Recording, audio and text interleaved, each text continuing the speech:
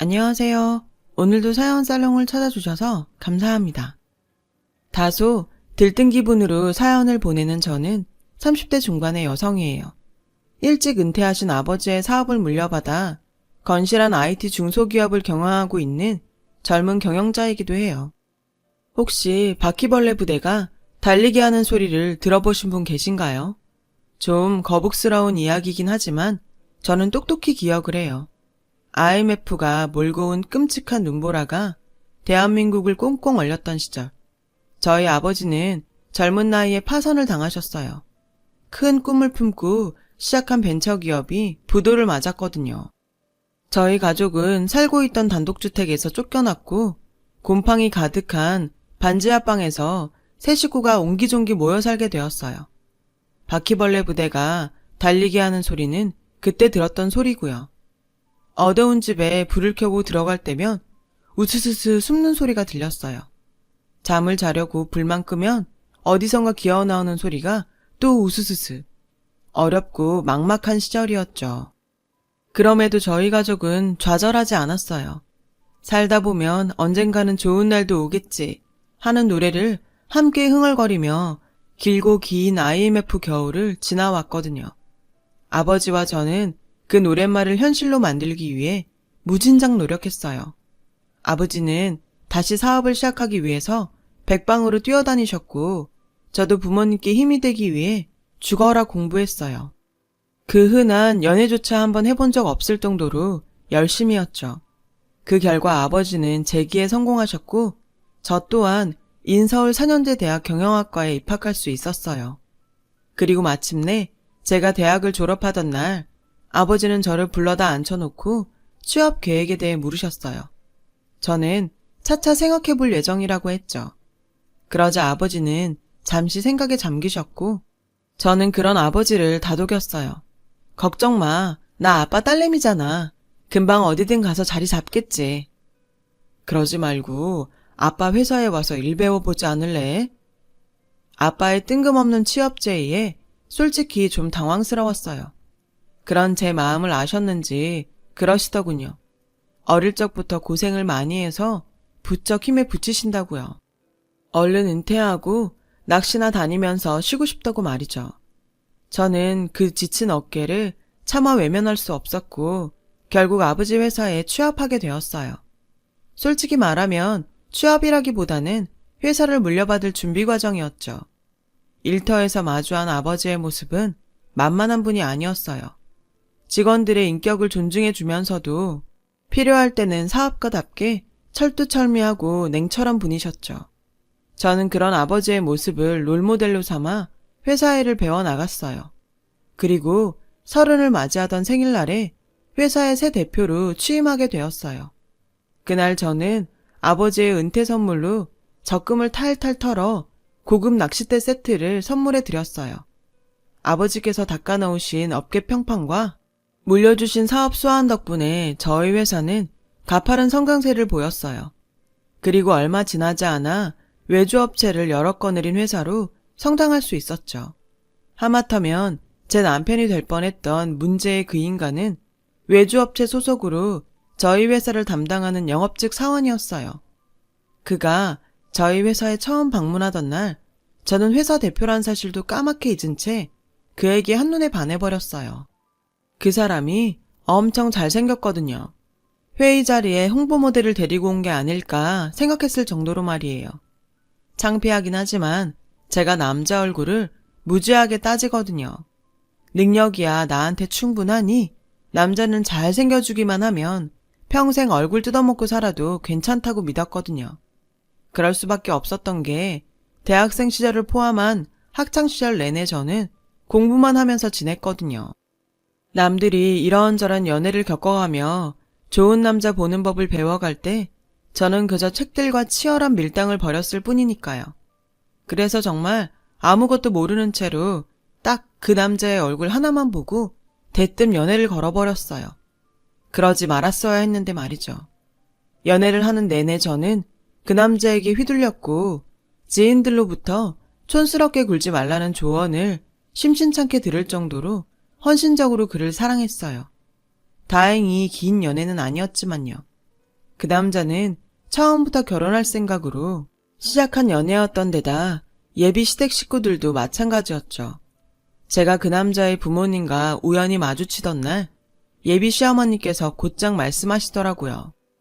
두 사람 나이도 있는데 괜히 시간 낭비하는 것도 그렇잖니? 그때까지만 해도 남자친구에게 홀딱 빠져있던 저는 속으로 내가 드디어 품절이 되는구나 쾌재를 불렀죠.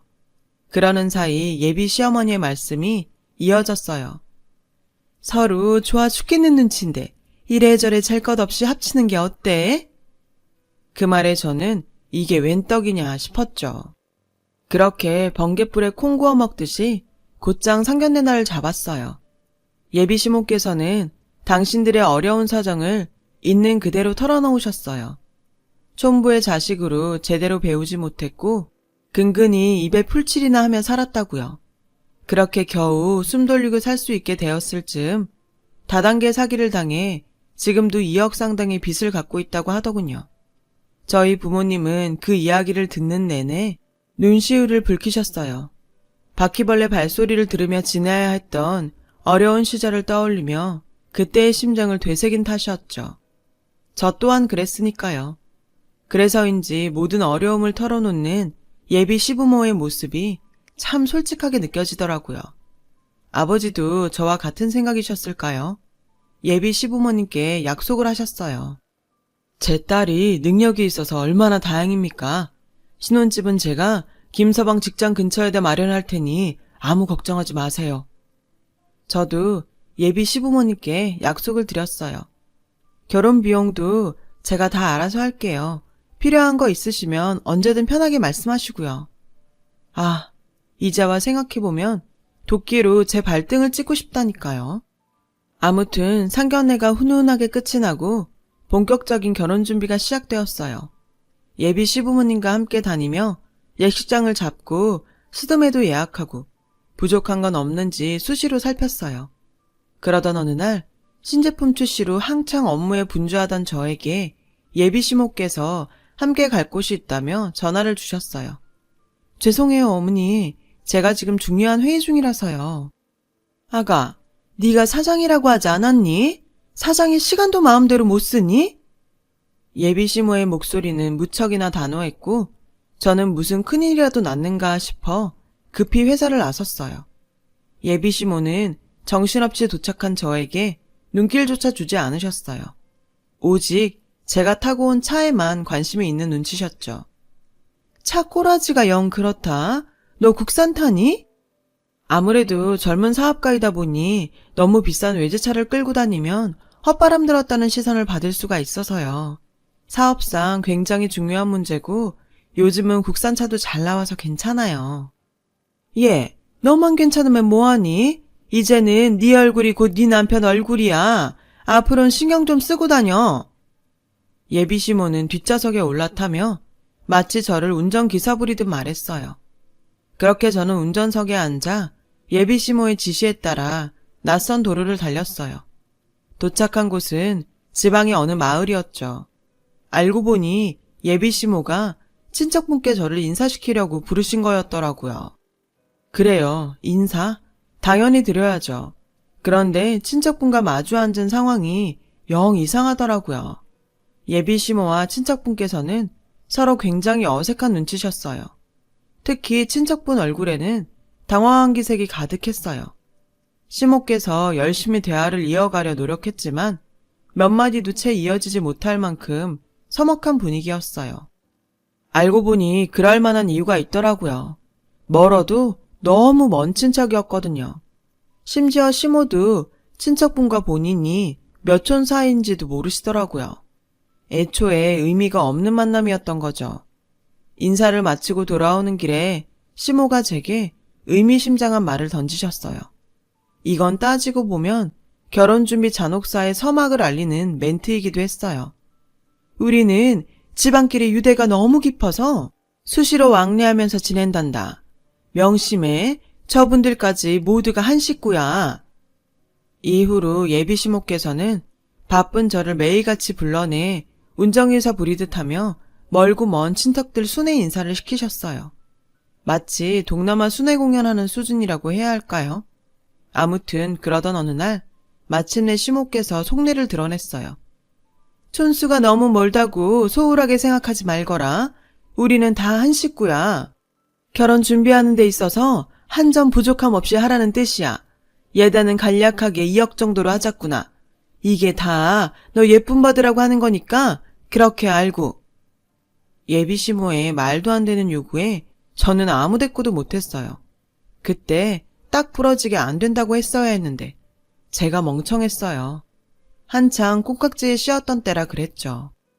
당시에는 내가 사랑하는 남자 체면을 세워줄 수 있다면 그깟 돈 2억이 아깝지 않다고 생각했거든요. 이 결혼이 잘못된 것임을 깨닫게 되기까지는 그리 오랜 시간이 걸리진 않았어요. 바로 예비 시모의 한마디 덕분이었죠. 너희 둘 다 회사 일로 바쁠 테니 예단 준비는 내가 하마. 내 계좌로 예단 비용 보내도록 해. 집집마다 맞춰서 내가 직접 마련할 테니. 그 순간 불현듯 떠오르는 장면이 있었어요. 상견례 자리에서 예비 시모가 다단계 사기로 2억 원의 빚을 갖고 있다고 말했던 바로 그 장면이었죠. 정신이 번쩍 든 저는 일단 예단비 얘기를 얼머부리며 자리를 떴어요. 그리고는 곧장 예랑이를 찾아가 예단비 얘기를 전했죠. 그러자 예랑이 반응이 가관이더라고요. 너네 돈 많잖아. 솔직히 네 입장에서 2억?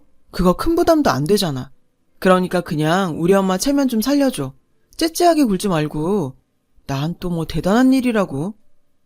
예랑이 그 말을 듣는 순간 신기하게도 제 눈에 찰떡같이 붙어있던 콩깍지가 깔끔하게 떨어져 나갔어요. 정이라는 게 이렇게 순식간에 떨어질 수 있는 거구나 싶을 정도로요. 늘 잘생겨 보이던 남자친구의 얼굴이 그때는 왜 그렇게 밉상이던지.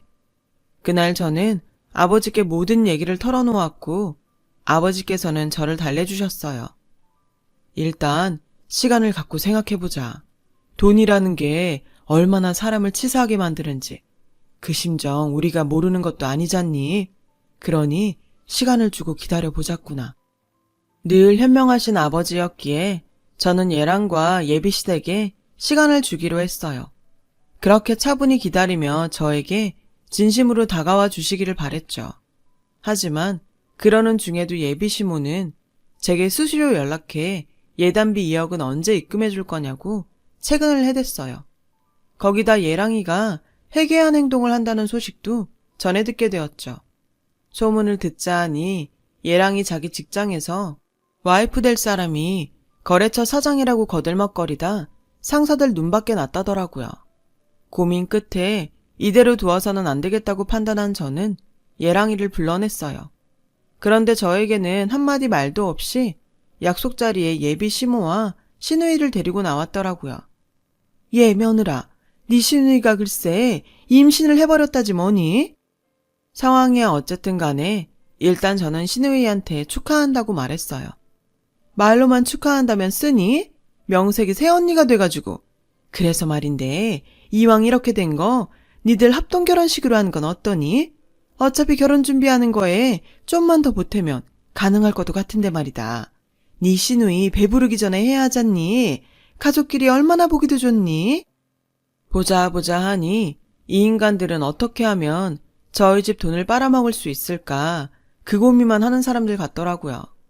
예단비도 모자라 자기 딸 결혼식까지 저희한테 떠넘기려 수작을 부리더군요. 화가 난 전 자리를 박차고 나와버렸어요. 이미 이 결혼은 아니라는 판단을 내린 참이었기에 굳이 큰소리 내가며 싸울 가치조차 없다고 생각했거든요. 그러기엔 제 시간이 너무 아까웠어요. 그런데 예랑네 식구들은 그날 제 행동을 암묵적 동의로 받아들였던 모양이에요. 제가 기분 나쁜 티를 내며 나갔음에도 일방적으로 합동 결혼식을 추진하기 시작했더라고요. 추가된 예식비용 청구서가 수시로 제 사무실로 날아들더군요. 참다 못한 저는 예랑에게 파혼 통보를 했어요. 더 이상 엮이기 싫다는 말과 함께요. 하지만 예랑은 이런 제 행동을 그저 결혼을 앞둔 여성이 겪는 메리지 블루로 받아들이고 있더라고요. 여자들 결혼 전에 우울증 걸린다며. 그래서 자기도 그런 건가 했지. 내가 우울증이라고? 기가 막혀. 아직도 상황 파악이 안 되는 모양인데 나 지금 어느 때보다 아주 멀쩡해. 그럼 뭐야? 자기 혹시 돈 좀 있다고 우리 집 무시하는 거야? 긴 말 필요 없고 너도 너희 식구도 제발 내 인생에서 나가줘. 내가 하고 싶은 말은 이것뿐이야. 그럼에도 불구하고 얘랑은 계속해서 저를 연인 취급하며 연락을 해왔어요. 예비 시댁 식구들도 마찬가지였고요.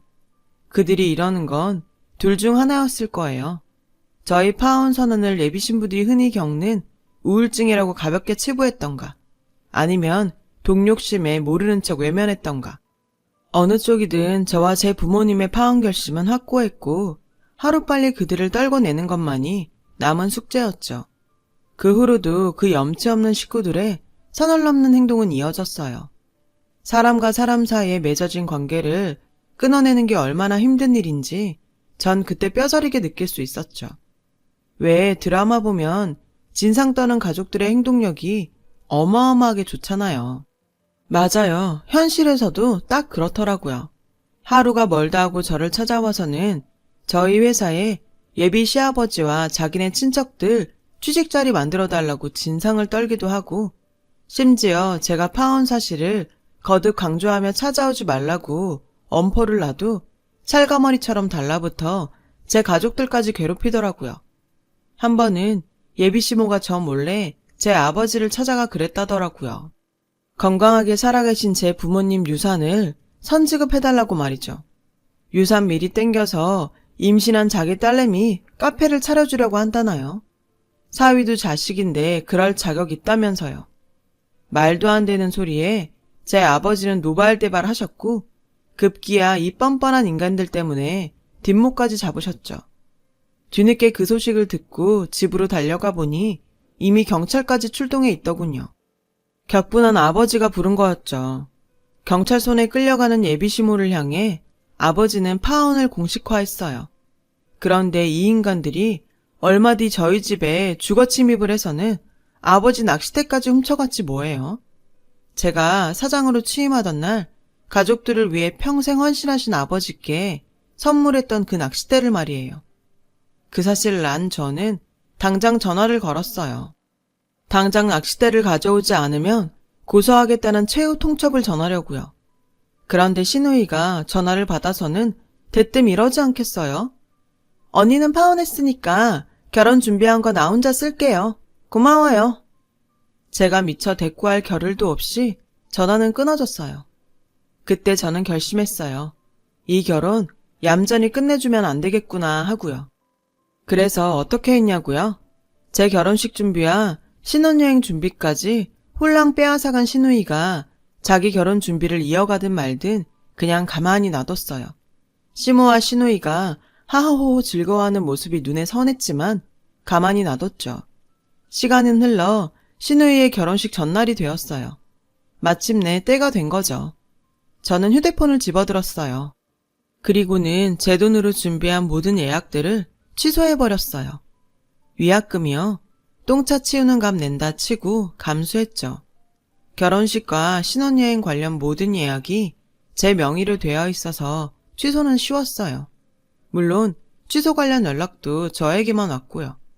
시누이를 비롯해 예비 시댁 식구들은 아무것도 모른 채로 결혼식 당일이 되었고 아침에 메이크업을 받으러 샵에 들어간 순간에야 상황을 알게 되었죠. 순식간에 사라진 예식장과 웨딩드레스, 그리고 신혼여행까지. 이건 뭐 아사리판이 따로 없었죠. 시누이네 신랑 측은 말할 것도 없고 시골에서 관광버스 타고 올라온 집안 어르신들부터 축가를 맡은 친구들, 할 거 없이 난리도 그런 난리가 없었죠. 피 같은 남의 돈으로 결혼식 한번 거하게 치르려다 세상 둘도 없는 개망신을 톡톡히 치르게 된 거죠. 예정대로라면 식이 한창 진행돼야 할 시간에 예비시모가 전화를 했더라고요. 시작부터 쌍욕으로 시전하는데 그게 참 물에 빠진 바퀴벌레가 바둥거리는 것처럼 느껴지더라고요. 저는 시모가 뭐라고 노발대발 소리를 지르거나 말거나 침대에 발랑 들어 누운 채로 고소미를 씹어먹으면서 영화를 보고 있었어요. 그렇게 얼마나 시간이 흘렀을까요? 한참을 소화기에 대고 혼자 씩씩대던 시모가 마지막 요구를 해왔어요. 너희 아버지란 양반이 약속한 신혼집 하고 내가 직접 약속한 예단비 2억은 위자료로 보내라. 정신적 피해 보상이라고 치라고. 안 그럼 오늘 일 싹 다 고소할 거야. 어머나 세상에, 저를 고소한다고요? 그런데요, 지금 저한테 이러시는 거 협박인 거 아시죠? 이거 녹취 중인데. 녹취 중이란 말에 예비 시모는 바로 전화를 끊어버리더군요. 고소요? 당연히 해야죠. 예비 시누이가 제 결혼 준비를 날로 먹겠다던 그날 저는 이미 고소를 했어요. 그쪽 식구들이 저희 집에서 제 아버지 낚싯대를 훔쳐간 거에 대해서도 경찰에 절도를 신고를 했고요. 그리고 그 밖에 사적으로는 가벼운 업무 전화 한 통도 날렸답니다. 안녕하세요. 유하나 대표입니다. 다름이 아니라 저희 회사 업무를 담당하는 직원 교체를 부탁드리려고요. 아무래도 파혼한 당사자들끼리 업무상 만나는 건 불편해서요. 부탁드릴게요. 그날로 저희 남편이 될 뻔했던 인간은 한직으로 밀려났고 얼마 지나지 않아 권고사직 대상이 되었어요. 저는 담당자 교체만 요청했는데 그쪽은 그걸로는 안 되겠던 모양이었나 봐요. 결혼도 하기 전부터 회사에서 꼴값을 떨어댔던 탓에 미운 털이 박힌 거였죠. 그러게 평소에 처신을 잘했어야죠. 사회생활이 어디 그리 호락호락한가요? 상사들 눈밖에 나면 바로 아웃인데. 그래도 어떡하겠어요. 이게 다 자업자득인걸요. 얼마 뒤 제가 고소한 소장과 권고사직 통보를 동시에 받아든 그쪽 식구들이 단체로 저희 회사에 쳐들어왔어요. 낚싯대는 잠깐 빌려간 거라더군요. 그리고는 나 때문에 직장에서 잘렸다며 아주 길길이 날뛰더라고요. 그 와중에도 신혼집과 예단비 2억을 내놓으라는 요구도 빼놓지 않았어요. 그래서 저는 조용히 저희 회사 파트너 변호사님한테 연락을 드렸어요. 아버지와 변호사님이 함께 나타나자 그쪽 식구들이 하나같이 꿀먹은 벙어리가 되더군요.